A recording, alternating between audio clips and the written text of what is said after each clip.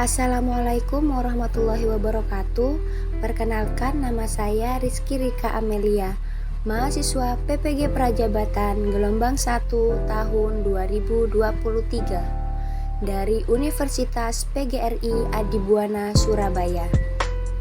Kali ini saya akan menyampaikan kampanye praktik baik untuk memenuhi UAS perspektif sosiokultural dalam pendidikan.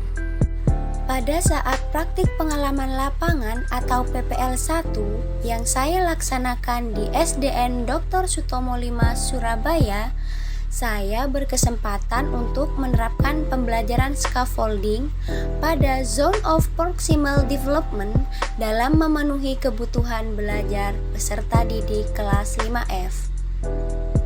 Intervensi terkait penerapan scaffolding pada Zone of Proximal Development atau ZPD. Scaffolding itu sendiri adalah suatu teknik pembelajaran di mana siswa diberikan sejumlah bantuan, kemudian perlahan-lahan diadakan pengurangan terhadap bantuan tersebut, hingga pada akhirnya siswa dapat menunjukkan kemandirian yang lebih besar dalam proses pembelajaran. Metode pembelajaran scaffolding mengacu pada teori Vygotsky, yaitu pembelajaran yang terjadi apabila siswa bekerja atau belajar menyelesaikan tugas-tugas yang belum dipelajari, namun tugas-tugas tersebut berada dalam Zone of Proximal Development atau ZPD atau perkembangan sedikit di atas perkembangan siswa saat ini.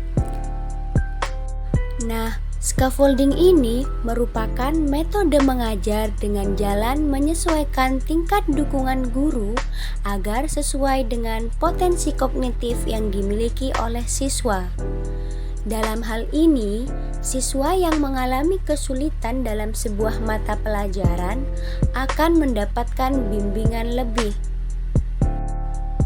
Metode scaffolding ini merupakan konsep dari Zone of Proximal Development atau ZPD. Zone of Proximal Development ini merupakan istilah yang dikemukakan oleh Vygotsky.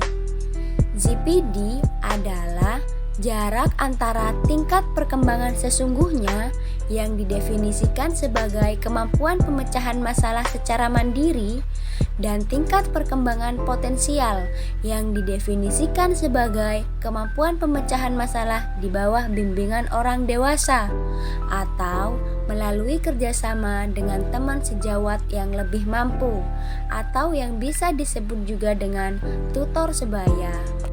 Scaffolding ini diberikan saat siswa melakukan kegiatan diskusi. Guru berkeliling ke setiap siswa untuk memastikan dan mengkonfirmasi apa yang mereka kerjakan pada lembar kerja peserta didik, serta untuk memberikan bantuan atau bimbingan sesuai dengan tingkat perkembangan kognitif masing-masing siswa. Penerapan scaffolding ini saya lakukan di kelas 5F pada materi keliling bangun datar dengan menggunakan model problem based learning. Dalam hal ini, saya memberikan bimbingan dan bantuan kepada siswa, kemudian perlahan saya kurangi bantuan tersebut sampai siswa secara mandiri dapat menyelesaikannya. Aktivitas dalam menerapkan metode scaffolding ini yaitu yang pertama, saya melakukan pengelompokan siswa. Siswa dikelompokkan berdasarkan tingkat perkembangannya. Selanjutnya, saya memberikan tugas kepada siswa sesuai dengan taraf perkembangannya. Kemudian, saya melakukan bimbingan kepada siswa terkait aktivitas belajarnya menggunakan metode scaffolding. Yang terakhir, saya bersama siswa melakukan evaluasi terhadap kegiatan pembelajaran yang telah dilakukan. Hasil yang dicapai setelah menerapkan metode scaffolding ini yaitu siswa akan merasa terlibat dalam proses pembelajaran, menciptakan lingkungan yang suportif dan menerima segala perbedaan yang ada pada siswa. Siswa akan mengalami kemajuan atau perkembangan dalam menyelesaikan setiap tugas yang diberikan. Siswa akan terlibat aktif dalam kegiatan diskusi dan mampu memberikan pertanyaan kepada kelompok lain, sehingga pembelajaran lebih berpusat kepada siswa. Siswa dapat belajar dengan aman dan nyaman. Pada saat proses pembelajaran, saya juga mengajarkan toleransi serta bermultikultur pada siswa. Saya memberikan hak dan pandangan yang sama kepada semua siswa tanpa memandang perbedaan latar belakangnya, baik budaya, agama, status sosial, etnis, suku, dan lain sebagainya. Sehingga, meskipun pada saat diskusi terdapat perbedaan tersebut, mereka tetap dapat bekerja sama dengan baik. Pembelajaran dan replikasi terkait penerapan scaffolding pada Zone of Proximal Development. Dengan menggunakan beragam sumber dan media pembelajaran yang menarik, baik video pembelajaran, lagu pembelajaran, dan benda konkret yang disajikan oleh guru, dapat membantu guru untuk meningkatkan kualitas penyampaian materi pembelajaran. Pemberian bantuan baik dari guru maupun teman sebaya dapat membuat siswa yang mengalami kesulitan lebih mudah memahami materi pelajaran.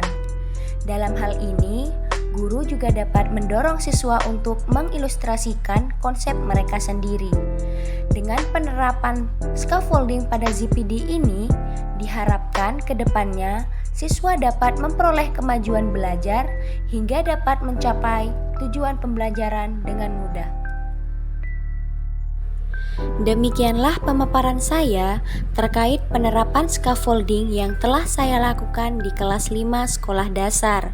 Semoga dengan pembelajaran scaffolding ini dapat membantu guru untuk memberikan pembelajaran yang sesuai dengan kebutuhan setiap siswa, sehingga mereka dapat belajar dengan aman dan nyaman.